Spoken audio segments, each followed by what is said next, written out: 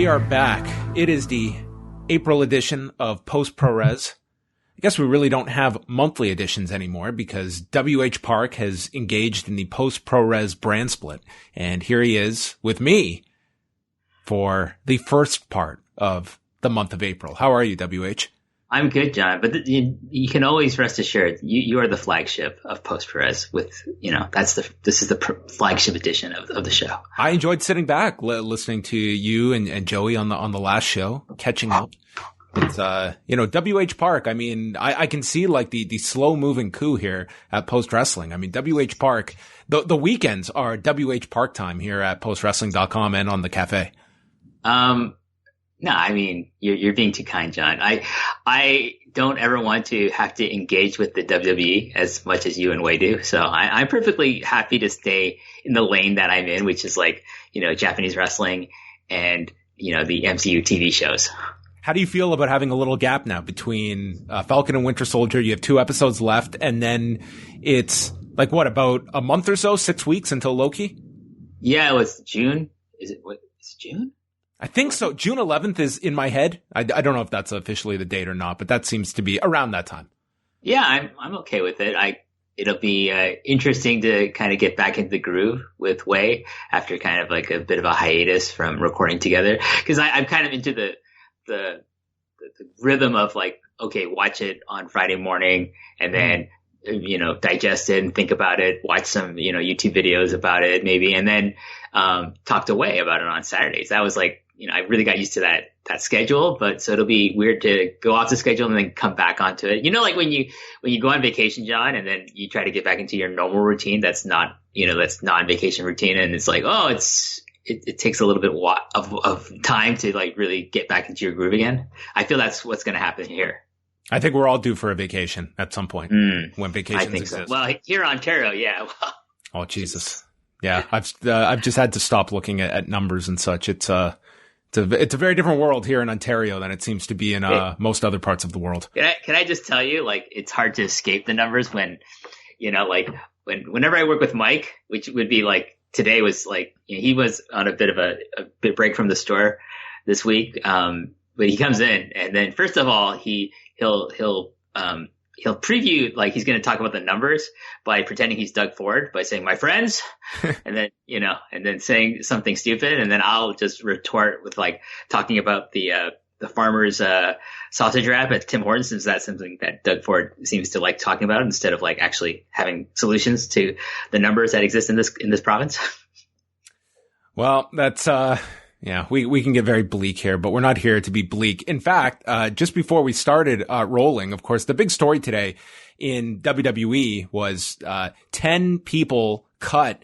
And I guess for the purposes of this show, first of all, if anyone beyond Samoa Joe jump out at you, but I'm kind of curious your thoughts on Samoa Joe, that the guy's 42 years old right now, and it would seem that he would be a very intriguing name of these 10, that where would you see him, ending up, and where, like, is a Samoa Joe, coming out of WWE, something that does intrigue you in 2021? No, because he's been a commentator for most of the last year and a half. I'm really curious and I'm concerned about like his physical condition. I wouldn't want him doing a schedule that would, exacerbate like existing, ailments that he has, like that prevented him from, working in the ring for the last year and a half in WWE. Which is a question mark. Like that's, an unknown right now that, he had been just primarily reserved for commentary this whole period. If he was fine, like, physically, and he could go in the ring, I would actually prefer to see him in Pro Wrestling Noah, because he already has like a history there. And I think that would be more intriguing. Also because like Pro Wrestling Noah doesn't really have any foreigners right now working on their roster. And I think he would be an excellent fit. I would love to see him against like, a healthy Joe against Kiyomiya and like Sugiura, and come choke out Fujita for you. Come choke out Fujita. See, you know what? Nosawa might put him with Sugiura again, so I don't know if that would happen. But I definitely don't want a staring. He like if he's not in good condition, he can go to Noah and just have staring contests for like an entire match. That might work. That could be the rematch. Yes. Or but, not the rematch, but the redo. The most exciting thing for me is the Iconics, John, because I don't know if you ever watched the Iconics, like their Instagram, like stuff with Kenta. Gold. This shit was gold. I want them to reunite with Kenta somehow and just create more Instagram content because that just brings joy to my life. Okay. Well, maybe it could happen. They might not necessarily they go to New Japan or Stardom or anything like that. Just reunite with Kenta somehow. Whether it's at like in Orlando or maybe they take a vacation to Tokyo when it's safe to do so. Hey, anything is fine by me, Well, we will. I'm certain be talking about this in the next day here on the site. But let's dive into some of the big subjects of the past couple of weeks. We're going to talk about the start of the Champion Carnival last week with 3 shows. We've got the opening round of the Cinderella tournament to discuss. Some amazing stipulation matches on the horizon in New Japan Pro Wrestling. But we begin with a change to the IWGP World Heavyweight Championship. The physical belt, WH, and this is what I know everyone wants to know from you, is that now the immediate reaction is always, oh my God, the worst thing of all time. You've let it sit. You've let that image marinate. You've given it your proper WH Park assessment. And now several weeks in, give us your grade. The IWGP World Heavyweight Championship. Is this reserved for the bin, or have you had second thoughts? Oh, it's reserved for the toilet, John, because it looks like fucking shit. Well then, so the passage of time has not calmed down your opinion on this championship. I keep looking at this thing, and first of all, it doesn't help that it's on fucking Will Ospreay, fucking dork. Like he's a great wrestler, but my God, this character is fucking shit. Like, I don't buy it for 1 second. And we'll get to him in a second, but like the fact that it jumped from the first champion in Kota Ibushi, who now looks like a complete fucking idiot, and it now jumped to this dork who now holds it, that makes that championship look even more stupid. So like, no, time has not lessened the blow. In fact, time has actually worsened the blow for me about the way this belt looks. Well, let's talk about Will Ospreay as the IWGP World Heavyweight Champion. We have not talked since he defeated Kota Ibushi for the championship. And like, it seems that New Japan have booked they have an ambitious schedule coming up over the next 6 to 7 weeks. And it seems like it is going to completely live or die based off their main events and the amount of matches they could potentially burn through. But leading the way is Will Ospreay as IWGP World Heavyweight Champion. You hate the character. What did you think of the booking decision, putting the title onto Ospreay? And we also have the addition of Aaron Hanare to the United Empire. Let me just talk about Hanare. I think it's great for him. I think this is long overdue. I've seen potential in this guy since he was a young lion. And I think, if COVID didn't happen, I really think he would have probably gotten the push sooner, like last year, maybe in the New Japan Cup. But I think going heel and being in this faction is probably the best thing that can happen to him right now. And I'm really excited. Like, one thing I would love to see is him and maybe Jeff Cobb forming a tag team and like going for the tag belts. Cause I don't see really what they're going to do as singles wrestlers right now. Being like that Ospreay and maybe Great O'Khan are like the kind of like the focal points as far as like the, getting singles pushes. So, you know what? Like, there's kind of a burgeoning tag team division happening in New Japan. So like, if you put Hanare and Cobb together as kind of like this rough and ready kind of like, bruising tag team, I would love to see that. And I think that would be good for both those guys as well. As far as Ospreay goes, like, I don't know. I just have this distaste in my mouth for him. Since like the angle he did with B. Priestley, from what I've been told by 2 separate people, one of whom who knows him, like has worked with him, like they think this was his idea. This like angle was his idea, not Ghetto's idea. And if that's the case, then I just feel it's like, wow, like it's just kind of like he has enough heat on him You know what I mean? He knows it from like a lot of the fans in the Western world who have a lot of, distaste for him because of like his involvement in like speaking out with regards to Pollyanna, maybe like the kind of, accusations of misogyny label against him for how he, interacted with Sadie Gibbs when she was working in Japan and stuff like that. So this to me is like, hey, he's getting the title and he knows he's getting the title. And so he decides, and I'm just speculating on all this, of course, that I'm gonna thumb my nose at all these fans who hate me, and I don't care what they think because the company's behind me.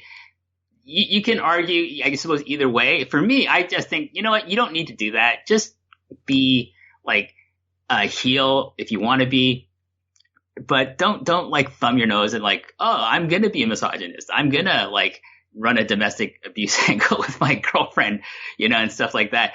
So I have like. That affects my how I view Ospreay right now as a character, and kind of as a person as well, to be honest with you. But like as a wrestler, my problem with Ospreay now as a wrestler is that he's supposed to be this heel, and he's supposed to be like the top heel in the company, John. But like he doesn't wrestle like a heel; he wrestles like a babyface. Like all the things he does are babyface things. So I kind of have a disconnect with his performances in the ring on that level.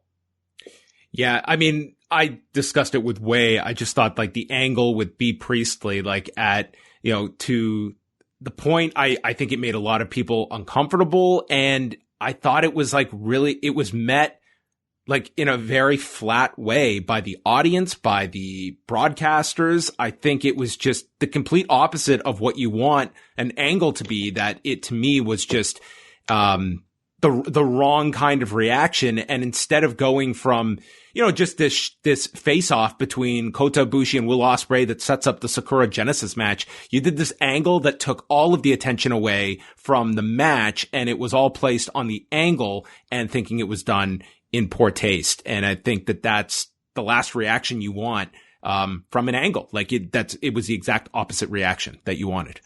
And I had less interest in their match going into the Sakura Genesis card because of that angle. Like before that angle, I was like, okay, if it's Ospreay versus Ibushi, that's going to be an amazing match, and I'd be excited for it just on that level. But after the angle, I'm like, I really don't want to see Ospreay right now.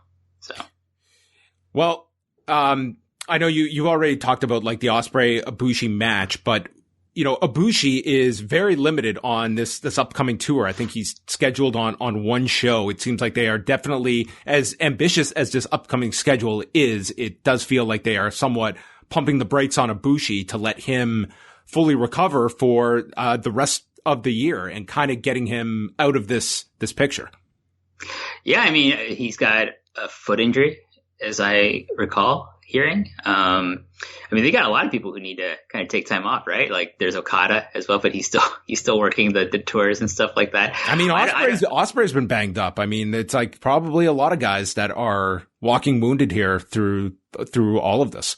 I mean, you talked about it, John. Like the schedule is nuts. Like it doesn't help that they got to try to do all these big shows and try to run all these angles. And that's, like I remember listening to Voice of Wrestling, and they put it best. Like New Japan is not a legacy promotion anymore, like where they're building towards like building big matches like a year out. They're a heat promotion. Like they're trying to get heat on all the things. Like, okay, we gotta fill this building, we gotta fill this stadium, this dome, we gotta have this card ready, and we gotta have all these title matches. But they don't feel like they can do it the traditional way, so they gotta go kind of like the like Ghetto's a big fan of Memphis, right? From the 70s and 80s. So he's kind of taking the Jerry Lawler, Jerry Jarrett kind of playbook and thinking, I gotta fill the Mid-South Coliseum every Monday night.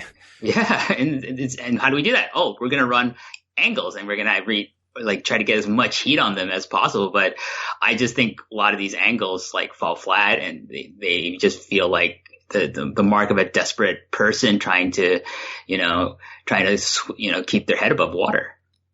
And we're certainly seeing that in the Tokyo market. I think I was looking at it. I think within like an 8-day stretch or so, they're running like 5. We're in the midst of this right now, like 5 Korakuen Hall dates in something like 8 or 9 nights. And we're at a point now where they aren't even drawing 400 fans at Korakuen Hall, which, I mean, it's well below what they could be putting into that, even with the restrictions.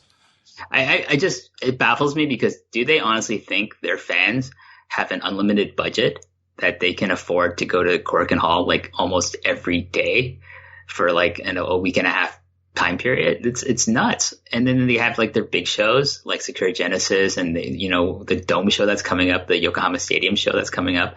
These tickets aren't cheap, John. Like the cheapest ticket is probably like, $50, $60. And we're still in the pandemic. They're not even whiffing at even getting vaccinations over there still, like I have the hope that maybe I'll get it done by the summer. I talk to friends in Japan and like they say, "Oh, you're so lucky." And I'm like, I don't feel lucky, but compared to them, they're like, we don't even know when it's going to be made available to us. So I'm like, oh geez. So they're coming off Sakura Genesis, which did about 4,500 people. And then this is the gauntlet of shows that they are running. They've got April 28th and 29th are the Kagoshima shows, which Ibushi will be working the second night, teaming with Hiroshi Tanahashi against your tag team of Toa Hanare or Aaron Hanare and Jeff Cobb. A week later, we've got Wrestling Dontaku, 2 nights in Fukuoka.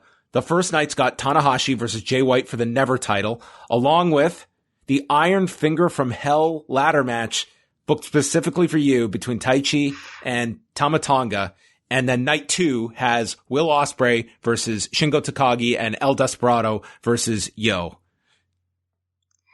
Yeah, I mean, that first night, I would be more than happy to skip it, John, if I didn't feel like, I will probably have to talk about it with you at some point or somebody, so I should watch it.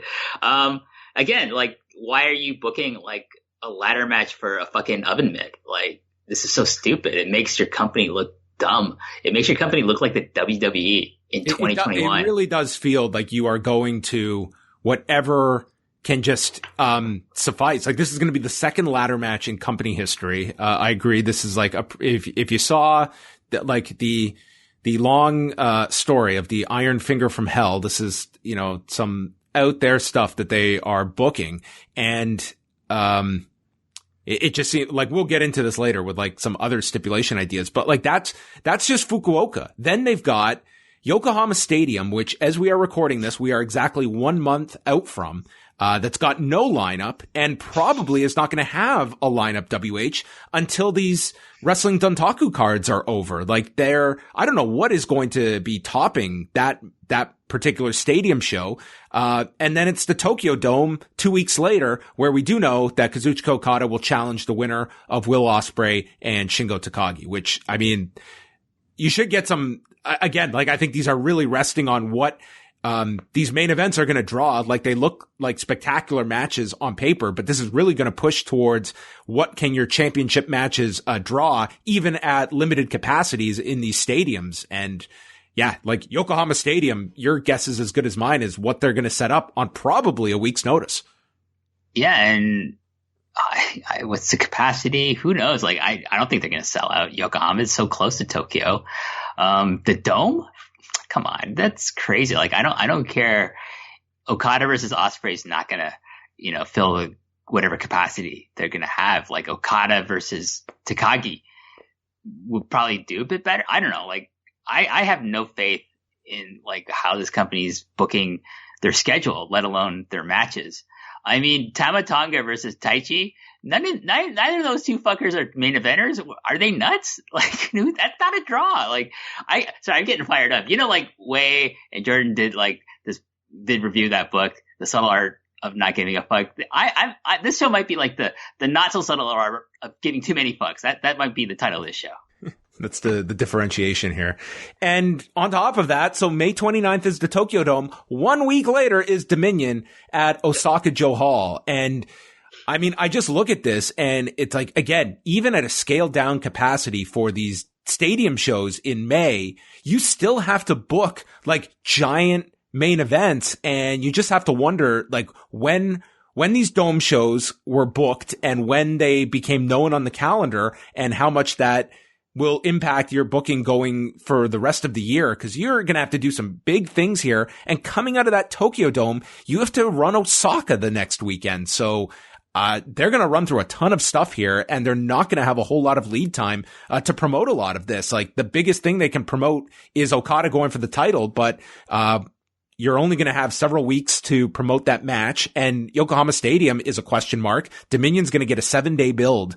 It's to me, it's just asking a lot of your audience, and the numbers would suggest like this is overkill, and you're just booking for the next show. And as you said, not booking for, having like a year-long plan, for instance.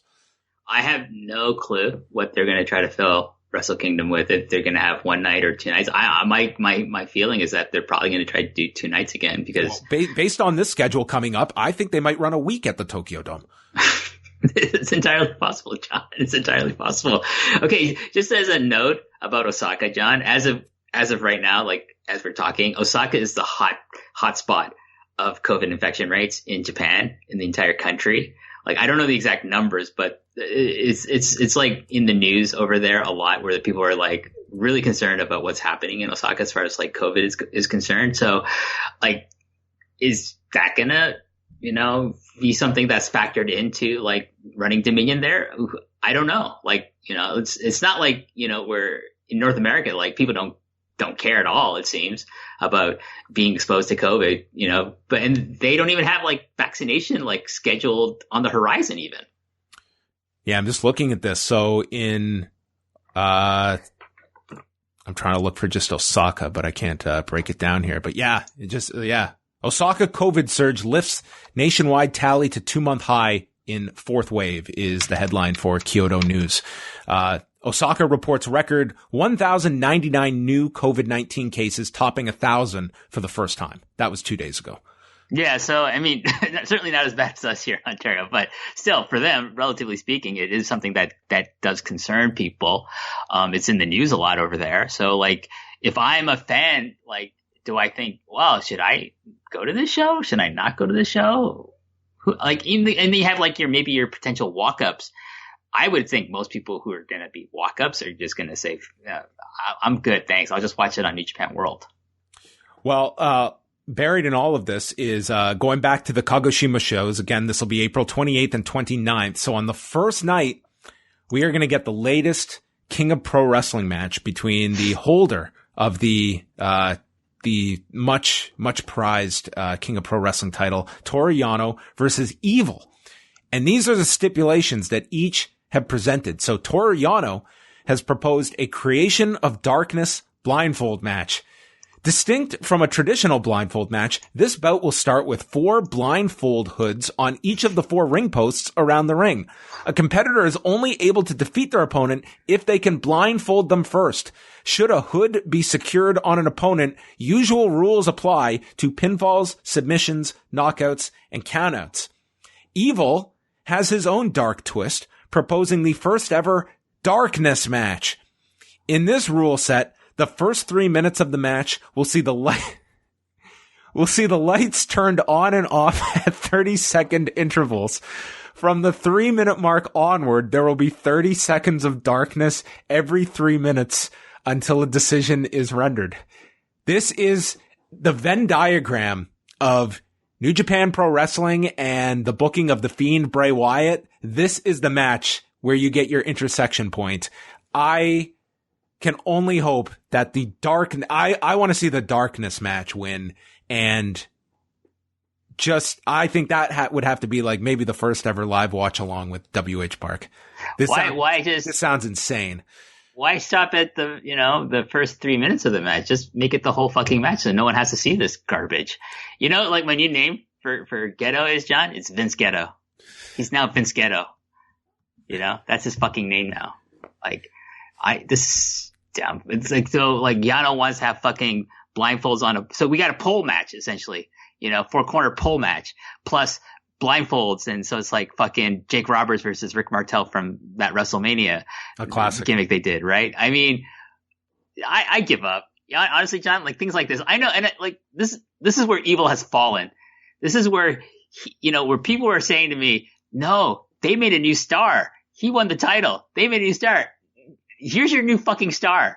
He's proposing like he's going to be in a blindfold match or he's going to be in a darkness match, whatever the fuck that is. It's garbage. This is shit. He's become shit. You know the saddest thing, John, about Evil is he had potential to be a really great wrestler. And now he's just saddled with Dick Togo and he's saddled with this fucking bullshit. So like you're going to get the crowd that remember this. Okay. So what is the one, when you do the lights out gimmick in wrestling, number one, it's usually you get a pop from the crowd because they're expecting a surprise. In these venues, you cannot scream. So you're just going to get the lights out and you're going to have to listen for for 30 seconds of these two fighting in the darkness where you're not even going to get the crowd screaming and yelling and adding some environment to this. It's just going to be 30 seconds of like foot stomping, I guess, will be your soundtrack for this. God forbid anyone has epilepsy in the audience, John. Just, I'll say that as well, Anyway, so this will be, we will see. I think that the darkness match is going to win out over the, creation of darkness blindfold match. What a, well, we're all losers, John. That's the sad part. We're all going to be the losers in this scenario. Either one. Is there anything on the horizon in the near future of New Japan that you are optimistic about, coming up during this stretch to come? Honestly, like, I'm more interested in what's happening in the US with New Japan Strong than I am with like proper New Japan. Maybe Best of the Super Juniors, when they announce the participants for that, like maybe we'll get some nice surprises. That's something I keep in my back pocket for like reigniting maybe my interest in the company. Right now, not really. How about that Yuji Nagata promo? How great was that? Where he talks about his pistol and like he saves it for the Venuses. Yeah. Snot-nosed punk. It was okay, John. I don't know. Like, I don't know where they're going to do it. Is he going to go to the United States? I'm guessing Nagata's coming over here. That's my guess. Yeah, I mean, like, I guess we're going to talk about New Japan Strong and like their new title, but like to me, I like the U.S. title should have been their title. That should have been their title. Why create a new title? I mean, that being said, this new belt, this New Japan Strong belt, way better than the World Heavyweight title. Yeah, so the tournament is going on currently, airing on Friday night. So tonight actually, we'll get the semifinals with Hikuleo against Tom Lawler and Brody King versus Leo Rush, and then a week from Friday will be the finals. So I think that New Japan Strong is generally a pretty well received program. I think people are into the different talent. I'm with you. Like the last thing I thought that New Japan needed in either side of the world is another championship.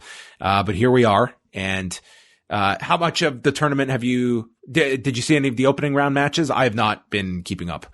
I'm so far behind on so much wrestling, John. Like it's not necessarily a priority. I will say this, like when I do get to watch New Japan Strong, I tend to enjoy it. Like pretty much from start to finish for the entire hour. I'm like, that was good. It's nothing overstays its welcome and everything seems to make sense booking wise. And I like a lot of the mix of like indie talent plus like their regulars plus like their dojo guys. And like I have so much that crew of like Clark Connors and Alex Coughlin and Carl Fredericks. I mean, they've got new guy. Who's the new guy? Something Knight. Kevin Knight. Kevin Knight. I like him a lot, and like Narita being in there, like great. I mean, it's just so much like potential there, and like I wouldn't mind like just seeing them push them there more, and then like when things are like opened up, like okay, let's bring these guys over back to Japan, but in the meantime, let's make something like good out of this what we have right now, because I think there's a lot of potential there.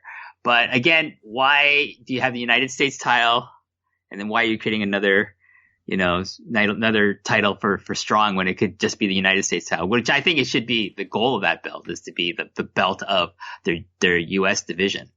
Well, we will tackle more New Japan as they go through their Grand Slam tour coming up in the month of May. But let's shift focus to All Japan Pro Wrestling, because last weekend they opened up the Champion Carnival. I don't know how I did this, WH. They launched this the Friday of WrestleMania weekend, and I actually ended up watching a good amount of it. I didn't see all 3 shows, but I saw all of the first night and everything except for the main event of the second night. And I've got to say, the guy that you and I definitely had our eye on, the one that was the draw for me this year, Shinjiro Otani, I was not left disappointed. This 48-year-old man, I just was, the first night with Yuma Aoyagi, and then the second night, Kento Miyahara. I mean, to me, Otani has been my favorite, my early MVP of this tournament. I just thought he was great both nights. I've watched all 3 days of the tournament, and I still think day 1 has been the strongest from like a start to finish point of view. But like Otani's definitely been the guy. Him and Zeus for me are like the MVPs for excuse me, for performances in the ring. But like Otani, man, this guy, you know, he's pretty much just disappeared in 0-1. No one pays attention to 0-1, and then we get him in something a bit more higher profile than 0-1. And then, my God, and with these guys who are so much younger than him, he's not only like holding his own, he's leading the match, John. You can tell, like, he's calling everything. And these guys are just following his lead. Even like someone as great as Miyahara, you can tell he's probably like super excited to be there with Otani. And he's just like, you call it. You're kind of like the veteran heel kind of figure in this match. You call it. And my God, both matches were so amazing. I can't wait to see his next match in the Carnival. But overall, I'm very happy with how the Carnival has been booked. My only kind of blemish is like the way Ashino has been booked up like the first 2 nights. But like the third night, like, you know, like, okay, you're doing something with him that I think should have been done a long time ago. But like Zeus and Otani, I gotta shout out to like Kohei Sato has been doing really good. And for me, Yuma Aoyagi like has looked really good. And the thing I liked about him and Zeus is like they've really protected like their submission moves. So Aoyagi's got the end game, which is a great looking submission, and Zeus has been really cranking in the front face lock that was created by Misawa, and that he uses that as like a mega finisher, and like it taps almost everyone out, has just been like, for me as a longtime All Japan fan, just makes my heart glow, John. It makes it glow with warmth and love. So after 3 nights, Zeus is ahead of everyone with 6 points. He's 3-0. Below him is Jake Lee and Shuji Ishikawa with 4 points. And then everyone else with 2, with Suwama, Kohei Sato, Kento Miyahara, Shinjiro Otani, Koji Doi, Yuma Aoyagi, and Shotaro Ashino. And I guess if you're looking at any surprises, it's that Triple Crown holder Suwama has been pinned twice so far. He was pinned by Kohei Sato and then defeated by Zeus as well. Yeah, I gotta think that, if I don't think he's gonna win the Carnival this year. I do think it's gonna be Jake Lee, and that he's gonna face off against Jake, but maybe in between that, he's gonna have like a couple of more title defenses one against Sato and one against Zeus, and maybe someone else who might pin him during the tournament. You don't always get that happening, John. Like that's kind of a trope that doesn't necessarily always come true. Like where, I pinned the champion in the league part of a tournament, so I'm gonna get a title shot. That doesn't always happen, but it's something that they can revisit down the line for sure. I like for Suwama, I don't know, like people complain about like, oh, he's old, he's slower. He's killed it every match he's had in this tournament. Like awesome. Like his match with Zeus on night 3, like it starts a little, like slow, but my God, it builds and builds, and Suwama like just brings it to Zeus, and it turns out to be a hell of a hard-hitting match. And I recommend that match. Just stick with it, and you're going to be rewarded with like a great performance from both guys. But for me, like my dark horse is like Ashino, not to necessarily win or make the finals, but to like just get some points, get some big wins, and try to create momentum coming out of the tournament itself, and to like get booked better going forward. Yeah, the first night he succumbed to Jake Lee in about less than 4 minutes after the brainbuster. But we will see. Maybe Ashino's going to make a big comeback. I would certainly recommend the two Otani matches from night 1 and night 2. But really, like Miyahara and Zeus had a really nice match on the first night. Second night had the that Aoyagi Ashino match, but there's been some really good stuff in this tournament so far. I think like this is they got a great collection of these 10, and I like the fact it's one block, and you got like Otani is like your one outsider. It's not full of different guys, but it's like every Otani match is going to be interesting because it's an interesting match that he's having with an All Japan roster member. Yeah, and like, someone made a point that, they're saving a lot of their big storyline matches for Cork and Hall when they do the run of Carnival shows in Cork and Hall. So you're going to have, like, for example, Kawhi Sato, who used to be in 0-1, and like he's going to face off against Otani, who's like his mentor. You're going to have like the revenge match of Koji Doi against Shotaro Ashino because Doi turned on him to join up with Jake Lee. You're going to have like, Ishikawa versus Sawama, former tag partners, all this stuff. And so I think there's a lot, maybe the best is yet to come for the tournament. I'm really excited. Like I'm very up and down, usually down with the recent booking of All Japan, but so far I can't complain about the Carnival. Like it's been very rewarding so far. Yeah, so it continues Saturday with 4 matches at Shinkiba First Ring: Sawama versus Doi, Zeus versus Yuma Aoyagi. Could you see Zeus getting his first loss in this one? Yeah, he's tapped out to the end game before. I think that's when like Yuma Aoyagi debuted that move. He surprisingly tapped out Zeus, and I was like, whoa, that's a big thing. So yeah, like, or it could be Zeus's revenge. Who knows? That's a great thing, John. We don't. It's all up in the air. You can't predict what's going to happen. So it's like there's a lot of drama going into these matches. And then Jake Lee Otani and Shotaro Ashino and Kohei Sato, the 4 tournament matches on Saturday. So two shows this weekend, then 2 the next weekend, and then they get into the final stretch, which is the Korakuen Hall shows, ending May 3rd, which is the final night of the tournament. So it definitely worth checking out if you want to go seek out some of these matches. I enjoyed what I did get to see last weekend. And it's all spaced out, which is great. It's like, dude, I love that. I love the fact that it's not like every other day you've got to dedicate time to watch 5 matches. It's pretty much they're reserved for the weekends up until the final week. And it totally like it's almost like an acknowledgement that, listen, we're not just operating in this vacuum that everything revolves around us. It's very smart. Like, they're not going to draw during the week. They're not drawing really like huge numbers for this regardless, but weekends are certainly going to be more advantageous because this is still a live touring promotion. Do I still have you, WH? Yes. Sorry. I was just like, yeah, like I can't add anything more to that. So next. I just want reassurance for my point. That's all. Yes. You are right as usual, John. Thank you. Well, it is tournament season, so we are now going to move over to Stardom because this year they have broken up the Cinderella tournament with the first round going down last weekend, and then the remainder of it will happen April 30th. So spacing this out by several weeks. So there was 10 opening round matches, and for those unfamiliar, WH, tell me just a bit about the rules for like the first round. This is very small sample sizes. Like this is not asking a lot of your time. There are no 45-minute epics that you're going to get in the first round. Everything's a 15-minute time limit, which I absolutely. I don't think anything went 10 even on this show. Oh no, like the way it was booked so I've watched up until like the last 3 matches, and there were like some surprises that happened. I thought there were a lot of surprises on this show. Like I've seen the whole thing. We will save the final 3 matches because WH was right in the midst of watching this. So I won't ruin the last 3 matches for him. But, I thought there were several matches that were, surprise, finishes here.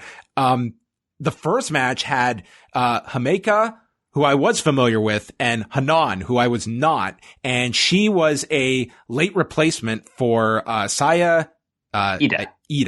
And dude, this opener was great. I was very impressed with both of these individuals. They went 6.5 minutes. It ended with a Argentine backbreaker into a slam. Himeka gets the win, but I thought, Hanan played like such an awesome underdog in this match that was not supposed to be competitive. And Himeka just set the tone with her promo at the beginning, just saying, I'm not in the mood to lose today. This was like Shawn Michaels circa 97. Yeah, she was like, so you think, okay, she's the bigger star. Hanan's just still kind of like a rookie. But no, like Hanan, like, I think this is like Hanan's time to like kind of get the push in Stardom. She's been like in the dojo system for a long, long time. Her younger twin sisters, Hina and Rina, are, you know, getting pushes as well. So it's about time, I feel like, and she got a new look. She doesn't look like a dorky teenager anymore. So that's good. So yeah, it was a really good opener for the tournament. My favorite match so far, it was the next match, Konami versus Micah. Like, I love Konami. She's so great with like the submissions and the grappling, and Micah keep up with her. Yeah. Yeah, she's like working for like this double chicken wing and then goes to a straight armbar before the rope break. And then Micah stops her from the edge of the apron. There's a guillotine by Konami. They're fighting on the edge, and then Micah delivers a vertical suplex, dumping Konami out. And I thought this was like a mild upset here. It went 8-27, and there you go. Micah eliminates Konami. And that's one of the rules, is like you can win by submission or pinfall or throwing someone over the top rope, which is like, you know, really well played out in this first night here.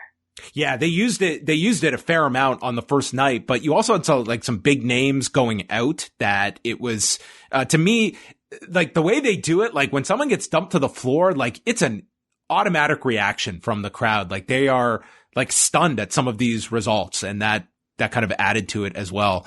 There's a backstory here. It was Unagi Sayaka versus Natsuko Tora, and it's Sayaka's first tournament, and she is 0-11 in singles matches, and it's Tora just dominating her. She misses a leg drop off the top, and Sayaka fights back and lures her in, pulls down the rope, and Tora flies over to the floor. This is a pretty significant upset here, the way that they had set this up. It went 6:49. Yeah, I mean, Natsuko is like the leader of Oedo Tai, so she's kind of pretty high up on the card. And Sayaka is like, she's 1/3 of the artist title holders, the trios title, championship team with like Tam and Mina Shirakawa.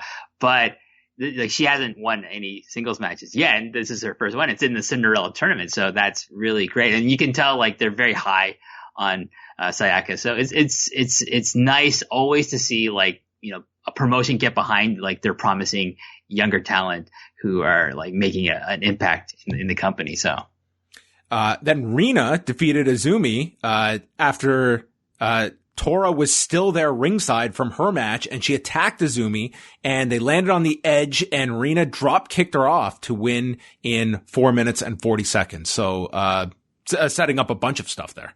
Yeah, this is the one I didn't like, just because like the interference, not only from Natsuko, but like Konami, who's there as well, like just was so blatantly obvious, and it made like Barb Sasaki, the referee, look kind of dumb. But yeah, again, Rina got the surprise upset over Azumi, so there you go. Like it's like Stardom's thinking, okay, we got to start pushing our younger talent, so it's good to see. So when you're watching on Stardom World, they have the promos that they have the subtitles for, to set up each match. And the absolute hands down best was for Starlight Kid and Momo Watanabe. Starlight Kid explains that last year in the opening round, she lost to Momo with the B driver. So we cut to Momo, who says, tonight, 1 year later, I will kill you with the B driver. Kill you.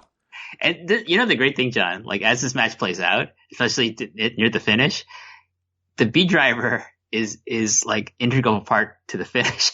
It's just like amazing, the finish of this match. Dude, this was probably the best finish. Like if you are going to do a fall off the edge of the apron to the floor finish, this was definitely the most ambitious one. That was my favorite one. So they had a very good match, but as WH said, it comes down to where they're on the edge after a drop kick sends Watanabe onto the edge of the apron, and Starlight Kid gets onto the edge. The B driver is countered with a code red, and there it sends Momo flying to the floor in 722. I thought a really creative ending. It looked great, and there was the story. Like, for a year, this woman has studied every application of the B driver and had the counter for it. I thought this was like maybe the best put together book match of the first round.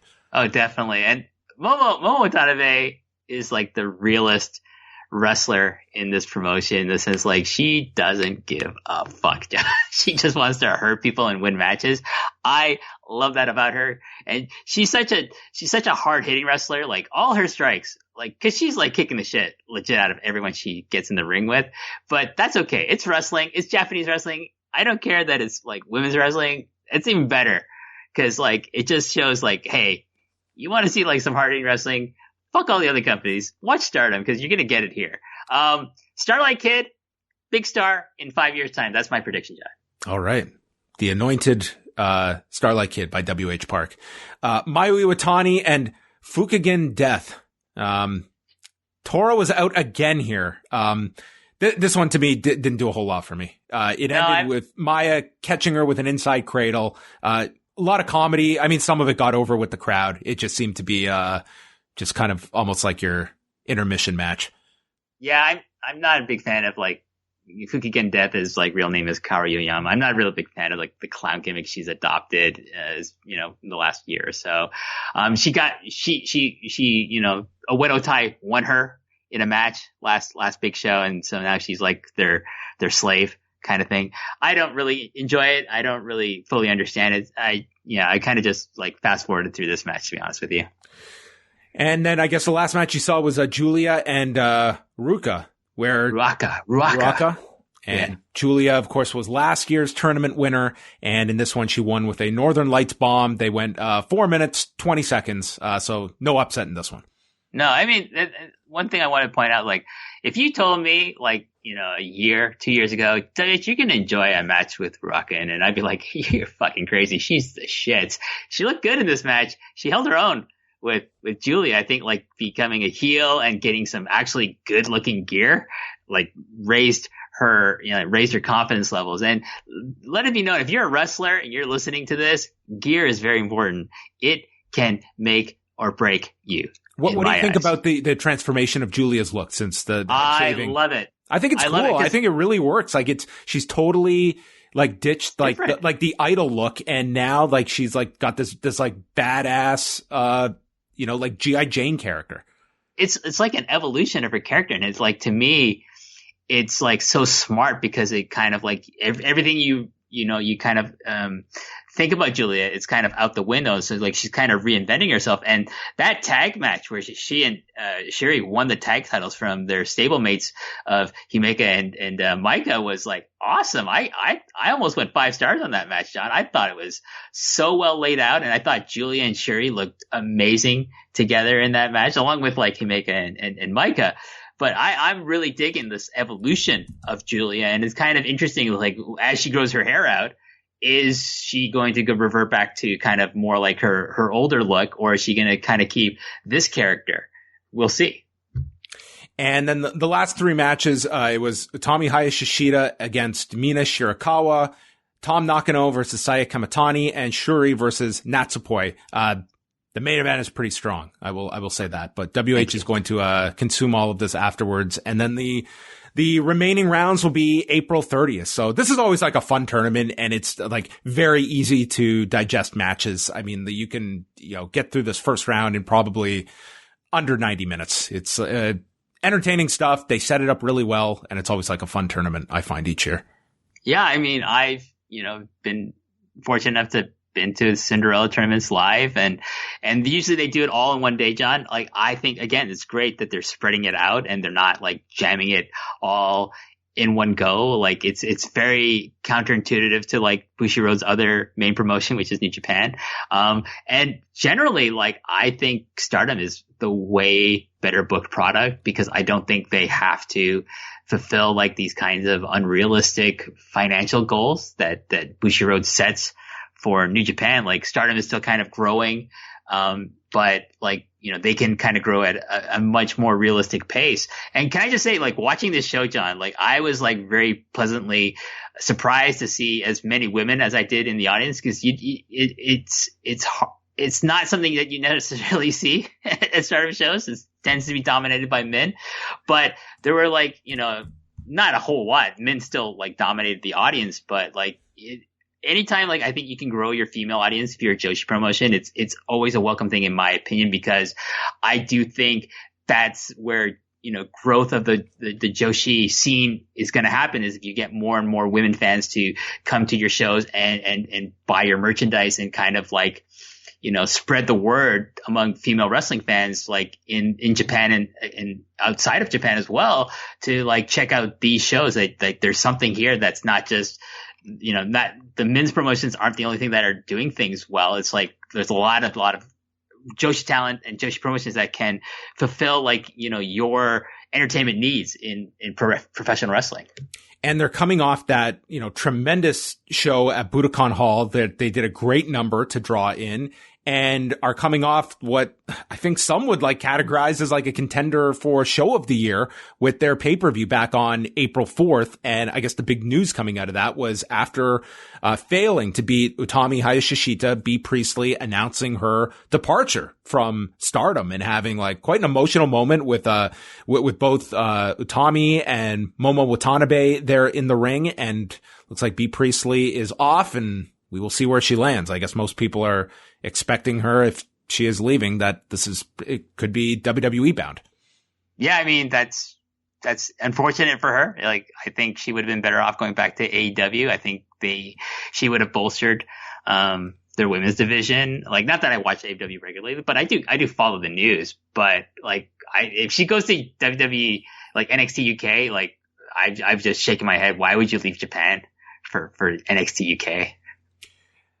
What a match to leave on, though. I thought this thing was phenomenal. Oh yeah, this match. I've got to catch up on this pay-per-view, because I mean, you have like raved about these last 3 matches. So I have seen the whole Utami Priestley match, and it was stellar. And you were telling me like it wasn't even your match of the show. Like, that's how solid the final 3 were.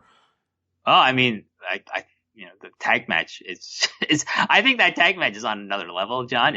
It's very reminiscent of like, you know, a 90s, you know, like New Japan or All Japan, you know, tag match. It has that much drama and like, and the pace, it's like over 25 minutes long, but it doesn't feel like it. The pace is just unrelenting from all 4 people in that match. So like, it's probably my tag match of the year so far.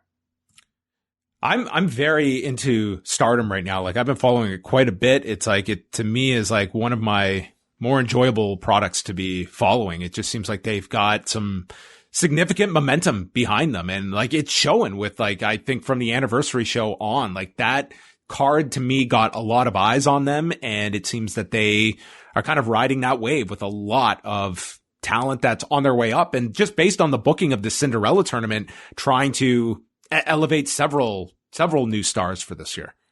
Yeah. I mean, they did, you know, kind of a big job last year to like acquire people for their company with Julia, with pretty much all of Donna Del Mundo is from other companies like Shuri, Micah, Himeka, Julia, like Natsuko. They're all like outsiders have joined Stardom. I think this year is maybe like, okay, let's take a look at our dojo projects, like who have we groomed from the beginning, from their years as a rookie, and let's try to push them, which I think is good, because you kind of have to do that if you want to, you know, have like the people that have been with you from the start kind of like have faith that you're going to be actually use them. 2 final notes here before we wrap things up. Konosuke Takeshita has been appearing on AEW. I did see the match he did with Danny Limelight this past week on Elevation. It was a very good match. But yeah, it looks like he did some dates with AEW, and they'll be spread out. He'll be on this Monday's Elevation as well. You know, so when I heard about this, John, the first thing that came to my mind is that, oh, he's Ken-chan's substitute Ibushi. Like, and by that I mean, like, I don't think it, like, you know, Konosuke Takeshita is like, you know, substitute Ibushi. I think he's a great wrestler in his own accord, but I think maybe like Kenny Omega has like these storyline ideas that he wanted to do with Ibushi, and since that's likely not happening anytime soon, like he thought, you know what, I'll just bring, Konosuke Takeshita over, and I'll do all my ideas that I had for Ibushi, I'll do them with him as his substitute. So that's my guess, that's my theory. We'll see if that plays out. I like this like concept that, the chance to just book somebody to come in, and it's not like you're signing them to a deal. You're not taking them away from anywhere, but just to come in, do a couple tapings. And to me, it's like, it's a cool thing to have when it comes to like international talent that, is something like, for instance, like AWWE is not going to do this kind of thing. And I think that it does set that precedent, to be able to expose like different international talent that can just come by and do a couple tapings and then they're back. Like he's on a mini break from DDT, and I think it's a positive thing to do this.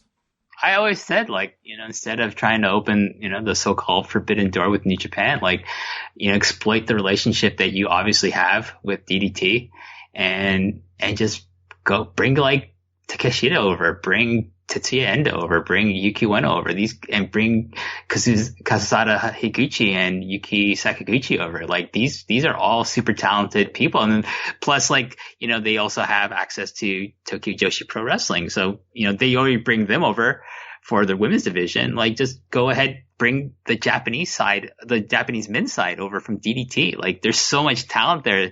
Like I'm not a huge fan of DDT overall because I'm not a big fan of like, they do too much comedy for me, but I recognize that they have a lot of talented wrestlers that people aren't exposed to. And that would be the good thing, John. Like you bring over this DDT talent, and people like in the West, like the AEW fans in Canada and the UK and America can like look at these people and think, wow, there are AEW Japanese stars. They're not New Japan stars coming over here. They're like our guys, like, cause that's how we discovered them was through AEW. It'd be like, when like WCW started bringing New Japan people over during the 90s, like I think people recognized those talents as being, oh, they're our guys because we discovered them through WCW. And Noah's got their next big card coming up at the end of the month, April 29th, headlined by Keiji Muto versus Masa Kitamiya. So I think this title run, get your shoes on because Muto's going for a run. Kazuyuki Fujita versus Takeshi Sugiura for the national title, where these two might kill each other. And then Yoshinari Ogawa and Hayata versus Akuto Hidaka and WH's favorite booker, Nosawa Rongai, for the junior heavyweight tag titles, as your top three matches. I don't know which booker in Japan I hate more, Vince Ghetto and his cronies Jado and Dick Togo, or apparently Tajiri. I think the booking of that Toru Yano evil match, Ghetto is trying to pull ahead in your books. Maybe, but Nosawa and his nepotism towards all these IGF guys and people who are too old to be headlining a promotion that was on the rise. He's up there on my shit list, but. Yeah, I gotta say, John, like a lot of the momentum that Noah had earlier in the year is kind of gone right now with Muto being the champion and Fujita being the national champion. I'm not at all interested in this card, to be quite honest with you. This one is a tough one because, the Sugiura did a phenomenal job with Muto. The Kiyomiya match, to me, it was more so like the reality sinking in of like Muto. It's got to be done in small doses, I think. This is now the third big match with him, and Kitamiya, this is going to be a Herculean task, with Muto. And I really hope that they don't have this lodged in their minds that this has to be some 30-minute match, because this does not need to be anywhere close to that. Kitamiya is a tag wrestler. He's not a good singles wrestler. This is not a challenger I think people are going to buy as in any way to be the one to unseat Muto. So I think this is much further of the test. Kiyomiya, I think everyone looked at the timing that it wasn't going to be a title change, but I think you can buy into it. You could convince yourself that Kiyomiya should be competitive with Muto in this one. This is really this will be a very clear-cut indication of what Muto means headlining a card for Noah, without much support here. Like, this is very much going to be an indictment of this championship run and what it means to people 3 months in. Yeah, we'll see how loyal the the Noah fans of 2021 are. Well, that is all. Maybe Fujita is going to open up a whole new segment of fans that are going to be coming out to this show. Are you trolling me now, John? Is this what that was meant to elicit for me? Is like me being I could have sworn angry? I might have had to have rewound, because I could have sworn when you were talking with Joey Bay, I could have sensed there was a inkling of a compliment towards one Kazuyuki Fujita for his match with Keno last month. Hey, like when they were beating the shit out of each other, great. When they did the staring contest, not so great. But I still don't agree with him being the national champion. I think Keno should have beaten him in that match. And it's just indicative of like what I have, my problems with the booking of the company is like, it's so clear that Nosawa is like, these guys are my friends and I've admired them for so long. I'm going to push them really hard. And even though it's completely wrong for business, Before we go, John, I do want to, talk about a company that I do have a lot of enthusiasm for, GLEAT. Yes, that's right. They have announced a show for May 26th. And do you want to go over what they've announced for this? It's kind of a interesting lineup of the matches that they have announced. Yeah, so this is going to happen May 26th at Shinjuku Face, a venue I fortunately have never been to. It's like when I go back, John, for a visit, this is like on my bucket list to see a show at Shinjuku Face. But they're going to open up with Kichisado versus Tita. I'm not familiar with Tita, but I hear a lot of good things from the Eastern Lariat guys about him. Francesco Akira from All Japan Pro Wrestling and Takanori Ito will take on Issei Onitsuka and Shigehiro Irie. There's going to be an actress girls offer match. Ami Miura and Hikari Shimizu versus Misa Matsui and X, the dreaded X. We'll see who that is. Ayato Yoshida from 2AW and New Japan Pro Wrestling will take on Yu Izuka. And the main event is pretty crazy, John, for a longtime wrestling fan like me. Shima, Kaz Hayashi, and Minoru Tanaka taking on El Lindemann, Soma Watanabe, and T-Hawk. That main event, I think, has potential to be crazy good. So the greatest of GLEAT. The greatest of GLEAT. The GLEATest of GLEAT, John. The GLEATest of GLEAT. I'm really excited about GLEAT because, first of all, like these shows don't seem like they're going to be very long. And the other thing is like all of this is accessible on YouTube. I think they're really making a push to get their name out there by having their shows fully appear on YouTube. So it's something like I was going to, say to you on the show is like, maybe this is a card, and this is a promotion that maybe we can start trying to follow a bit more regularly, because I do think, they have the UWF kind of side of the promotion, and they have the traditional pro wrestling side of the promotion that I think is something that has potential where I could really invest myself emotionally into this promotion if things go well with the booking and like how their shows end up being. Yeah, I was going to say I would not be signing up for a separate streaming service for this, but knowing that it'll be on YouTube, I would. And if they leave it at this with 5 matches, that to me is very appealing. Yeah, I mean, that's the good thing about them being a new promotion without like a huge roster is like they can't really put on like a 10-match show, that's fine for me. No one is demanding it either.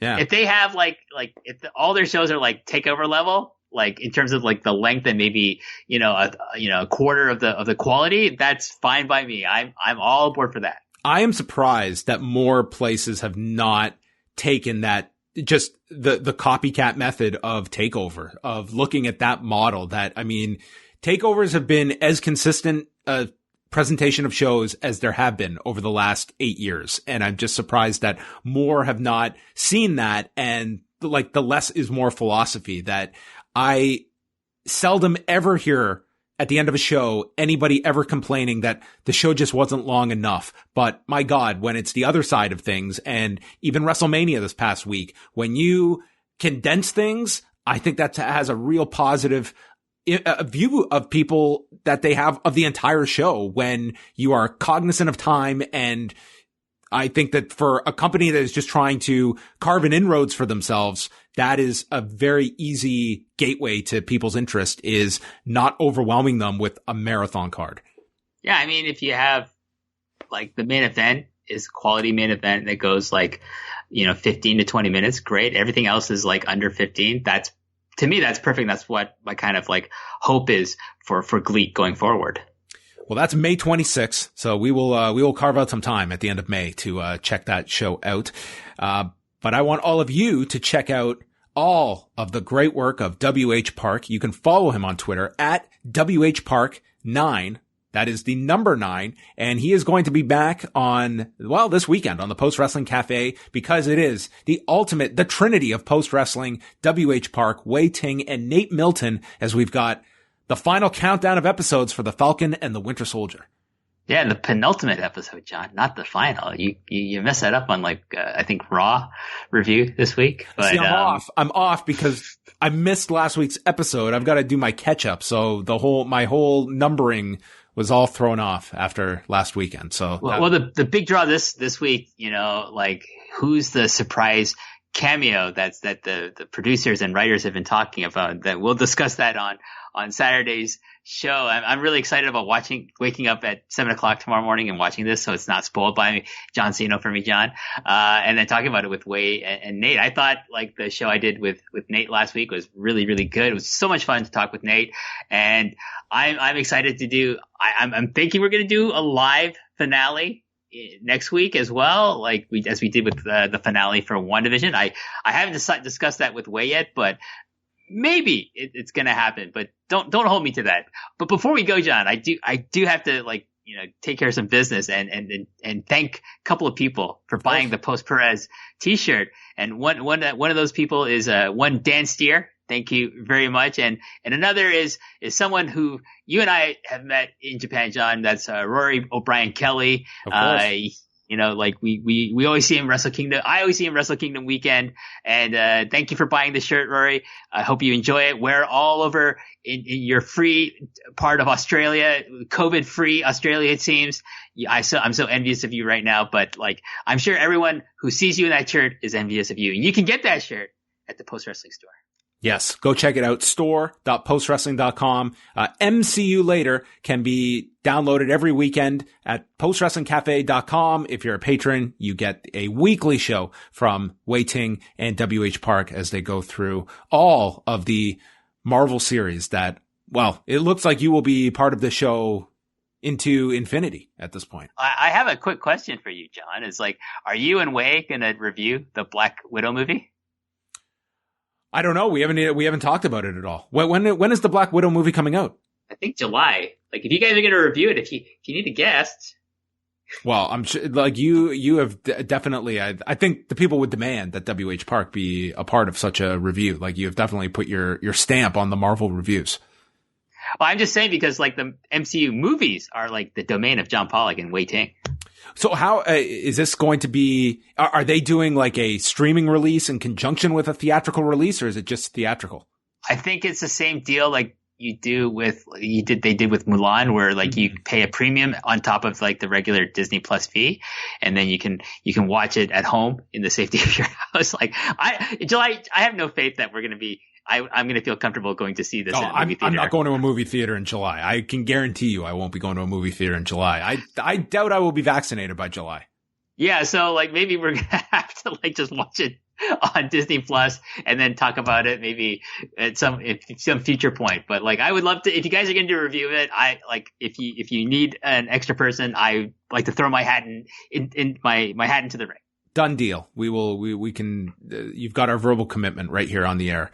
So that's going to wrap us up. So WH beyond, MCU Later, what do you have, coming up, regarding the long and winding Royal Road and the next, post ProRes? I guess you'll be back in a few weeks. Yeah, I'm going to be back in 2 weeks with my guest, Karen Peterson, who's a great fan of New Japan Pro Wrestling, but she's very fluent in Japanese. So she does a lot of translations of things. And we're going to talk about what's happening in wrestling, at that time. I have no idea what we're going to be talking about necessarily, but she's going to be the guest, and I'm really excited to talk with her. The long and winding road. The next episode is scheduled to be recorded in a couple of weeks. It's going to be with Rich Fan from the Pro Wrestling Torch. Nice. And we're going to talk about Kenta Kobashi versus Stan Hansen, John. Ooh. And I'm very excited to do the watch for this match and to do some research for it and present the background for it to all the listeners. And if you haven't listen to the last episode I did with Stephanie Chase. It's a hidden gem of a match, John, between Kenta Kobashi and one man in the news today, John Laurinaitis, aka Johnny Ace. That's right. So, some great guests coming up and some great guests in the archives. So go check all of that out at postwrestling.com. WH, it's always great to sit down and catch up with you. We will be back, next month, and we'll be in the midst of stadium season in New Japan. I can't wait. What will be headlining? God only knows. Who cares? I don't give a fuck. Maybe we'll do a stadium show with the lights off. How about that? Does that sound great? That sounds amazing. Yeah. That is it for us for WH Park. I am John Pollock, and thank you for listening and downloading Post Pro Res.